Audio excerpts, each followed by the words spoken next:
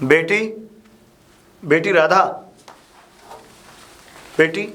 जी पिताजी।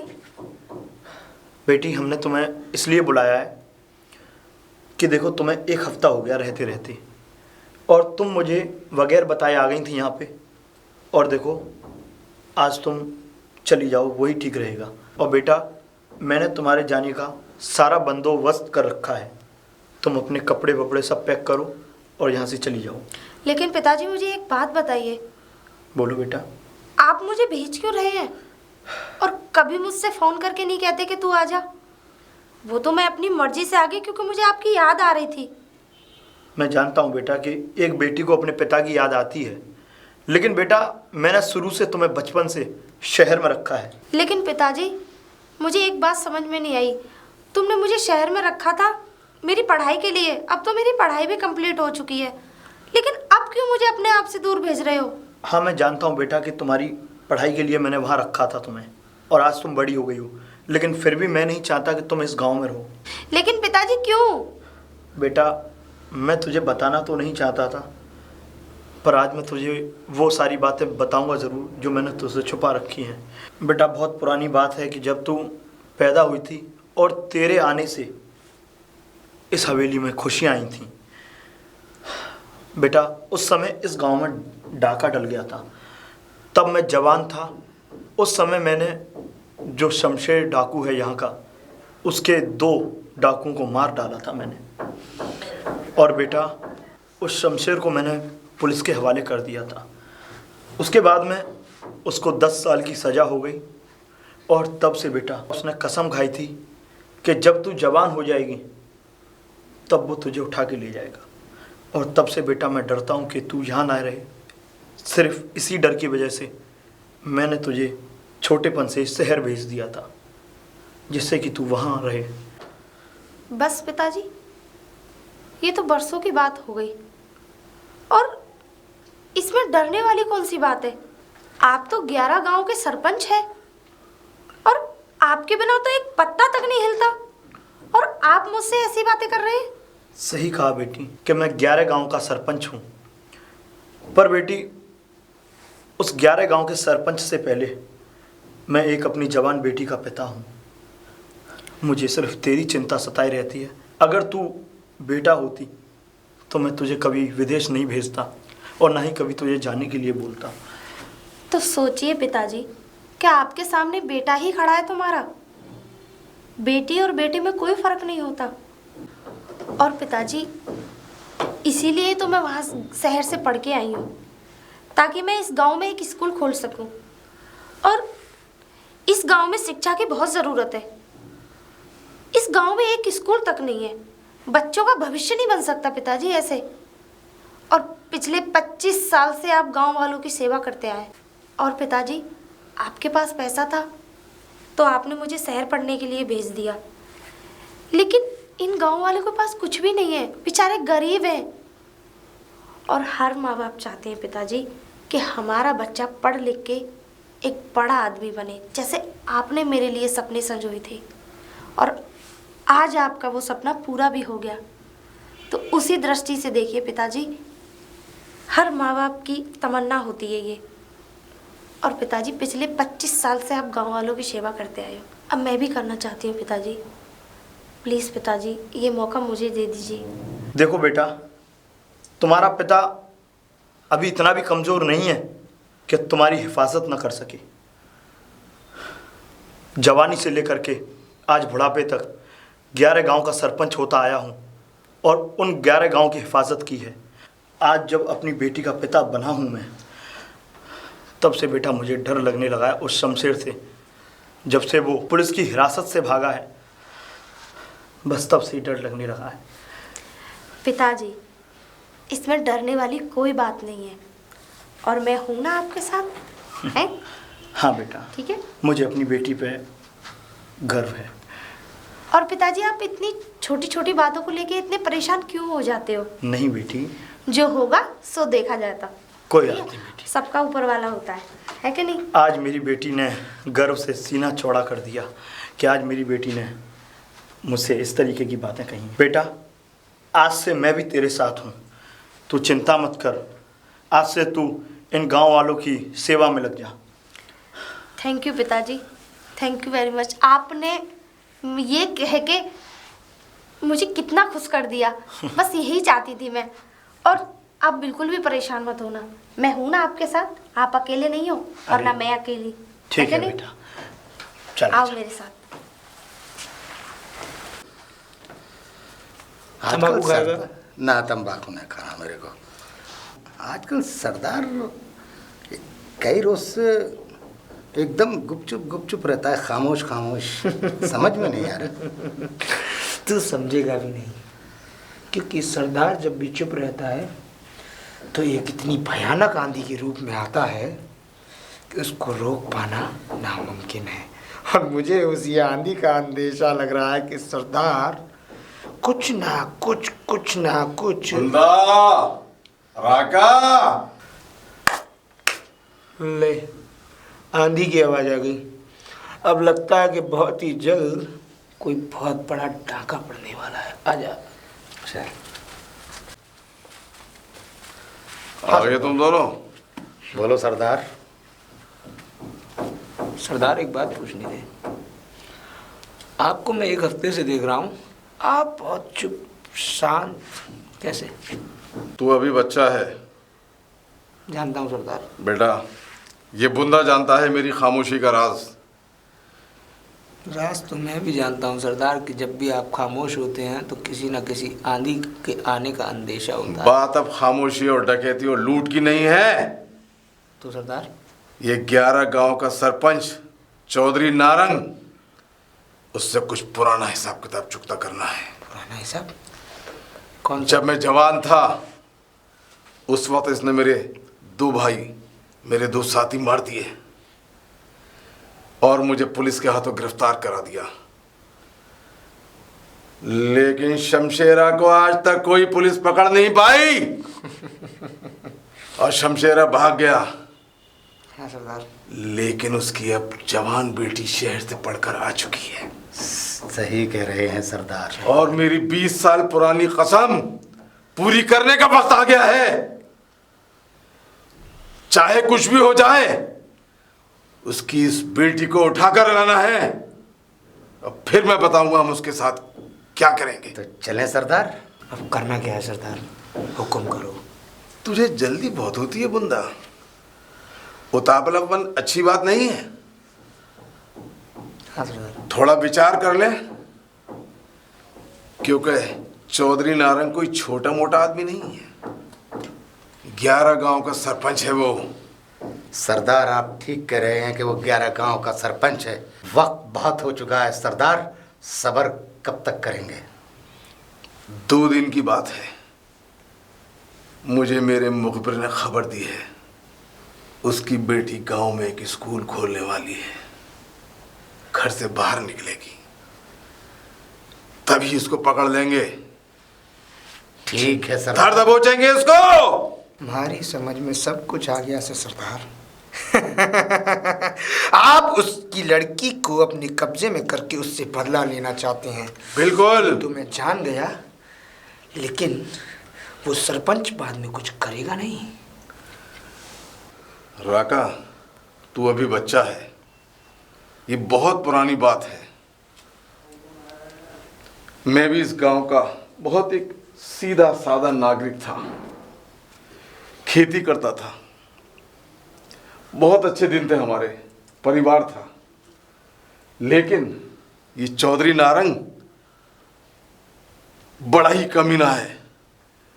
जहां मौका मिलता था मेरी बेइज्जती, मेरे बाप का अपमान, घर से निकलना दूभर कर दिया था उसने मेरा।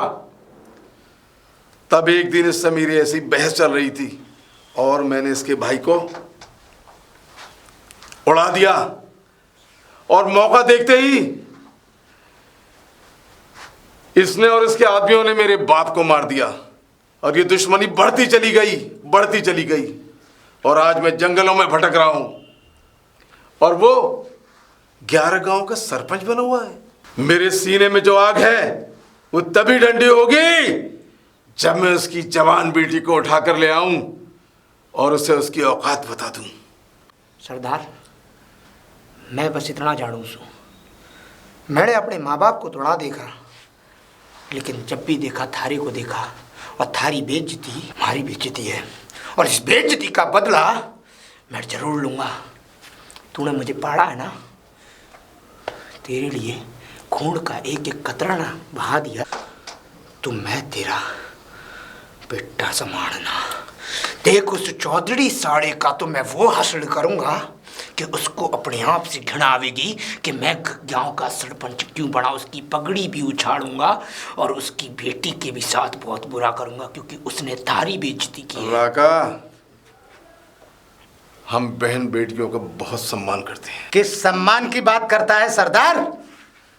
जिसने तेरी नाक रगड़वाई थी गांव में, तेरे बाप को मार दिया था। हमें सम्मान वम्मान की बात मत कर सरदार, सीधा उसकी लड़की को उठा के लाना है। जैसी तुम्हारी मर्जी, मैं इस मामले में अब नहीं बोलूंगा। पिताजी, हाँ बेटी। पिताजी आपको एक बात बतानी थी। हाँ बेटा। आज बरसों का सपना पूरा हो गया और हमारा स्कूल खुल गया, अच्छा, और मैंने दादाजी के नाम से स्कूल खोला है। अरे वाह बेटिया, मेरे पिताजी के नाम से जी पिताजी। स्कूल खोला है तुमने? जी। क्या बात है बेटा। बेटी, बरसों से मेरा एक सपना था। मेरे पिताजी कहा करते थे कि बेटा, इस गांव में कोई स्कूल नहीं है, ये बच्चे कहाँ जाएंगे पढ़ने, बेचारे यूं ही अनपढ़ गवार की तरह। और आज बेटा मेरे पिताजी का सपना, और मैं भी चाहता था कि मैं इस गांव में कोई स्कूल खुलवाऊं। पिताजी, इसीलिए तो मैंने दादाजी के नाम से खोला है। आज मेरी बेटी ने मेरा सर गर्व से ऊंचा कर दिया। वाह बेटा। अब बस, अब स्कूल तो खुल गया, बस अब बच्चे पढ़ाने हैं उस स्कूल में। खूब पढ़ाओ बेटा, यहाँ पे खूब पढ़ाई करवाओ बच्चों को। और बेटा सुनो, तेरे स्कूल में जो भी खर्चा हो, जितने भी तुझे पैसे की ज़रूरत हो, मुझे बताना, मैं दूंगा।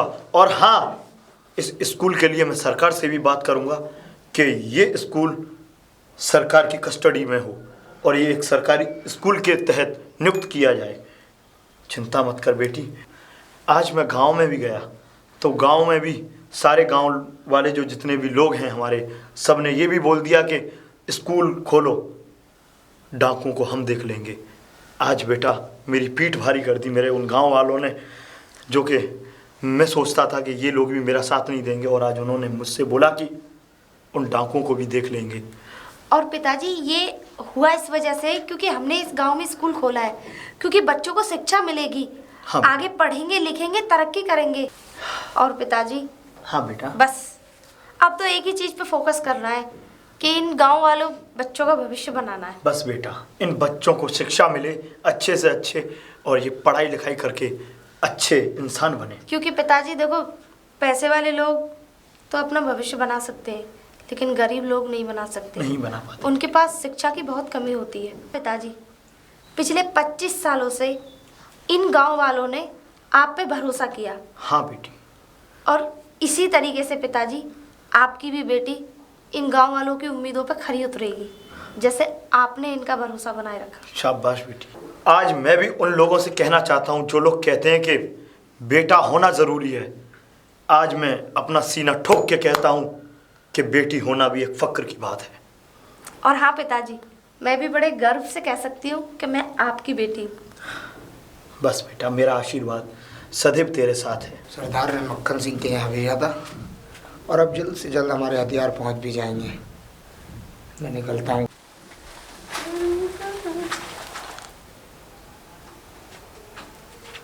कौन है आप? मुसाफिर सूं। और इससे पहले तो तुम्हें गांव में कभी देखा नहीं। बूढ़ा ना मुसाफिर सूं, इस गांव में मैं रहता नहीं, तुम्हारे को देखेगी कहाँ से। मैं हरियाणा से हूँ वैसे, पर यहाँ के हकीम जी है ना, मैं उनके पास से आ रहा था।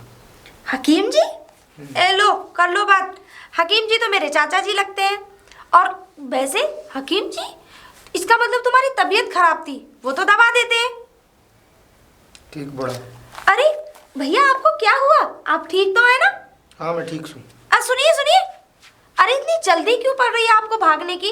मैं क्या तुम्हें कोई काटने में कोई डाकू हूँ, डकैत हूँ क्या है? और अच्छा एक बात बताइए, आपके घर में कौन कौन है? मारा समय क्यों बर्बाद करे से छोरी, मारे को जाने दे। सुनिए तो। अरे लो, आप तो ऐसे भाग रहे हैं जैसे मैं आपके सर पे डंडा मारने वाली हूँ। वैसे मैंने ये पूछा आपसे कि आपके घर में कौन कौन है? आपके बच्चे होंगे, और जब बच्चे होंगे तो बीवी भी होगी, ये तो खैर जाहिर सी बात है।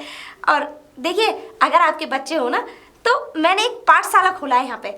और देखिए, बेचारे कुछ गरीब बच्चे ऐसे होते हैं जो पढ़ नहीं पाते, उन्हीं के भविष्य के लिए मैंने एक स्कूल खोला है। चुप, बकवास बंद कर अपनी। इतनी देर से थारी बकवास को मैं सुनता जा रहा हूँ। अगर तुमने स्कूल खोला है तो मारे को के मतलब? मुझे लगता है आपकी तबीयत बहुत ज्यादा खराब है।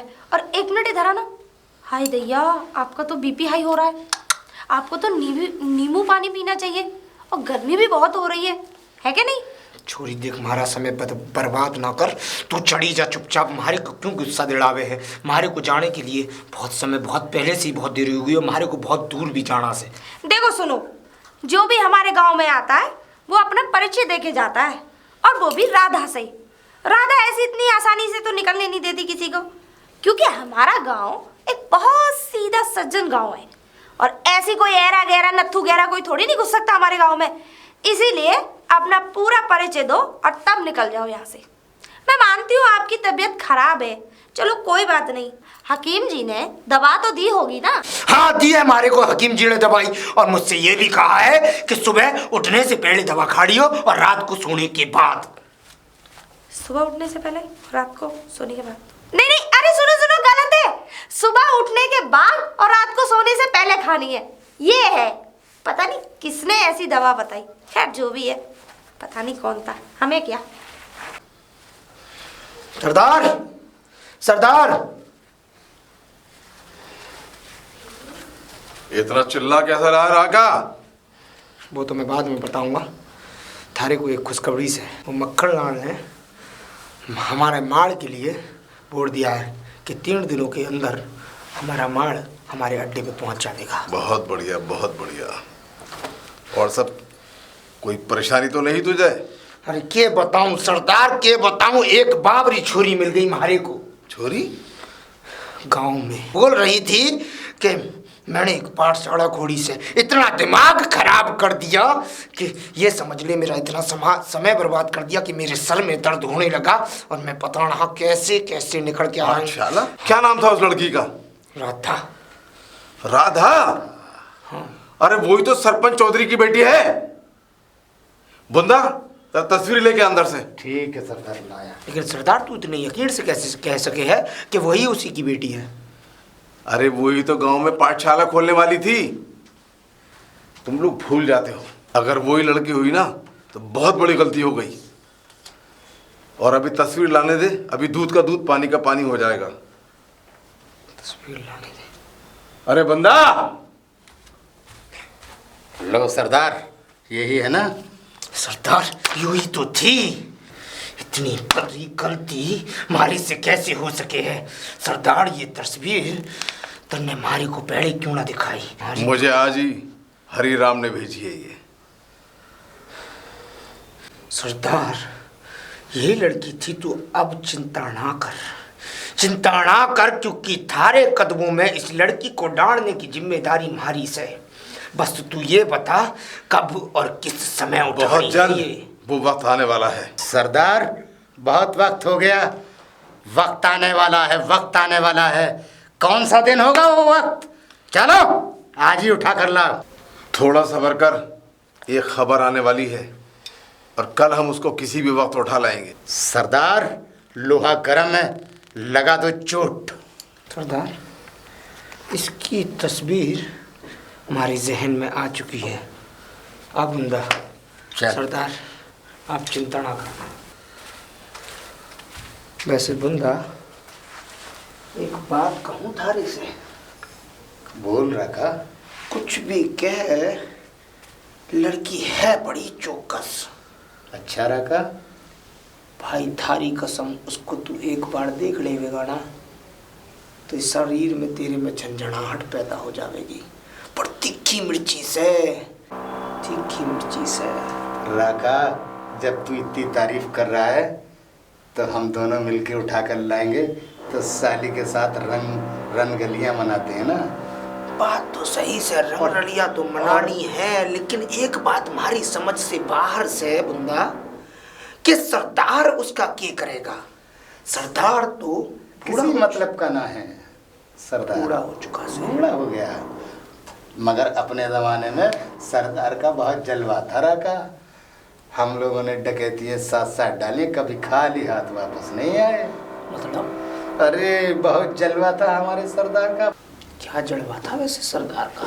अरे जब जब लूट करने गए खाली हाथ नहीं आए। और हमारा सरदार औरतों के मामले में तो बस समझ लो बहुत सीधा था, बहुत किरदारी रहा था ना। अब ये भी कह सकते हो दूसरी शक्ल में पता नहीं किसी लायक थे नहीं थे हमारा सरदार। बात तो सही सर। हाँ।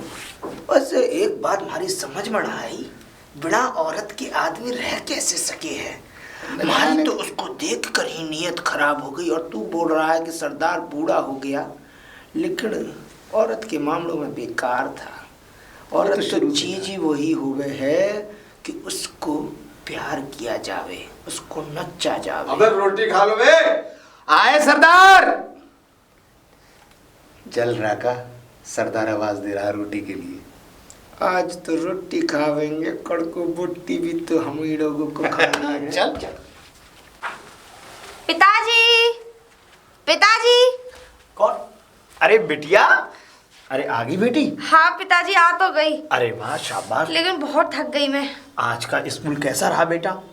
आज का स्कूल बहुत अच्छा रहा पिताजी, बहुत बढ़िया बेटी। और बहुत अच्छा भी लगा मुझे। अच्छा, और बेटा आज तुझे बच्चों ने तंग तो नहीं किया? पिताजी कैसी बातें कर रहे हो? बच्चे तो बस बच्चे ही होते हैं। कुछ हाँ बच्चे उसमें बहुत सीरियस थे, और कुछ बच्चे बहुत ज्यादा शैतान। पता है बेटा। कुछ बच्चे तो पढ़ना ही नहीं चाहते थे, और कुछ बच्चे बहुत पढ़ना चाहते थे। लेकिन उन बच्चों को आज से शिक्षा मिलना स्टार्ट हो गई है, तो लेकिन बेटा वो आगे जाके बहुत ही पिताजी, कामयाब इंसान बनेंगे। आज मेरा पहला दिन है। हाँ। मतलब आज मेरा पहला दिन था। हाँ, पता है और बेटी। पहले दिन ही 50-60 बच्चे आ गए। क्या बात है, बहुत अच्छी बात है बेटी। और पिताजी मुझे बहुत अच्छा लगा। अच्छे से। लेकिन चाहे जो भी हो, हाँ। लेकिन मुझे पढ़ाने में बहुत अच्छा लगा। हाँ मुझे तो बेटा। यकीन ही नहीं हो रहा था हाँ। कि गांव के बच्चों को इतनी दिलचस्पी है पढ़ने में। हाँ बेटा। और देखो पिताजी, आज मैंने उन्हें पढ़ाया और लिखवाया भी अरे और वाह। बुलवाया भी, बहुत अच्छा। और उन्होंने बोला भी। ऐसा दोनों लगा बोलेंगे। था न जाने कब से वो पढ़ाई का दर्द अपने सीने में लेके छुपा रखा था। हाँ बेटा, उन्होंने और शायद है कि पिताजी- आज पहली बार उन्होंने शिक्षा का नाम और शिक्षा को पहली बार देखा है। और पिताजी देखिए, अभी उनकी कुछ चीजें आनी है। क्या देखो बेटा? जैसे कि कुछ किताब वगैरह तो मैंने मंगा ली है, हाँ। लेकिन उनकी ड्रेसेस आने हैं, अच्छा। और जूते वगैरह ये सब, ताकि बच्चे स्कूल में आए लगे कि हाँ स्कूल जा रहे हैं। ठीक है बेटी, है कि देखो नहीं? चिंता मत करो, जितना भी उनकी ड्रेस में खर्चा हो मुझे बताना बेटी। कॉपी किताब जिस किसी चीज की भी कमी हो वो मुझे बताना। उन सारे बच्चों का खर्चा मैं उठाऊंगा। जी बेटी, पिताजी, चिंता मत। मैं तो कह रही हूँ कि रबड़ से लेके पेंसिल तक सब बेटी, सारा खर्चा हम सब ही मैं ही करूंगा, चिंता मत करो। बस तुम उन बच्चों को कामयाब बनाओ, पढ़ाओ और उन्हें अच्छा इंसान बनाओ। बस पिताजी।